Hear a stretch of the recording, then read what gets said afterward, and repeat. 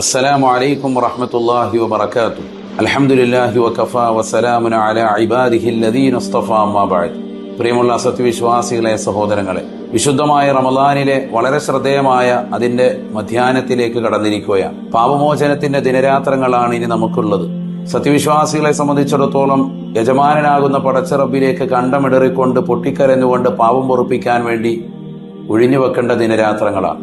ഹിജറയുടെ 3-ാം വർഷം ഉഹദ് രണാങ്കണത്തിൽ വെച്ചുകൊണ്ട് വഹശി എന്ന് പറയുന്ന വ്യക്തി മഹാനായ മുത്തുനബി സല്ലല്ലാഹു അലൈഹി വസല്ലമ തങ്ങളുടെ കൊച്ചാപ്പയാകുന്ന ഹംസ റളിയല്ലാഹു അൻഹുവിനെ വളരെ മൃഗീയമായ നിലയ്ക്ക് ശരീരത്തിലാകെ മുറിവ് സമ്മാനിച്ച് അദ്ദേഹത്തെ കൊലപ്പെടുത്തുകയുണ്ടായി.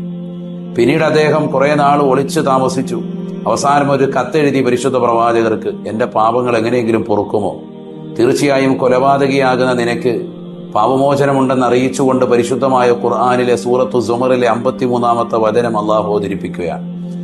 100 പേരെ കൊന്നതാകുന്ന കൊലപാതകിക്ക് പോലും മാപ്പ് കൊടുത്തു പരിശുദ്ധമായ ഇസ്ലാം. അള്ളാഹു സുബ്ഹാനഹു വ തആല അതിന് സന്നദ്ധനാണ്. അവന് കാത്തിരിക്കുകയാണ്. തന്റെ അടിമ തന്നിലേക്ക് പാപമോചനങ്ങൾ മുഴുവനും നേടാൻ വേണ്ടി കരുണ യാചിച്ചുകൊണ്ട് നിലകൊള്ളുന്ന ഏതൊരു സത്യവിശ്വാസിക്കും കരുണ ചൊരിയുവാനും പാപം പൊറുക്കുവാനും അള്ളാഹു സന്നദ്ധനാണ്. ആകയാൽ തീർച്ചയായിട്ടും ഈ ദിവസങ്ങളെയും ഈ മാസങ്ങളെയും ഗൗനിക്കുക. നാഥനായ റബ്ബ് നമുക്കെല്ലാവർക്കും അനുഗ്രഹം ചൊരിയട്ടെ.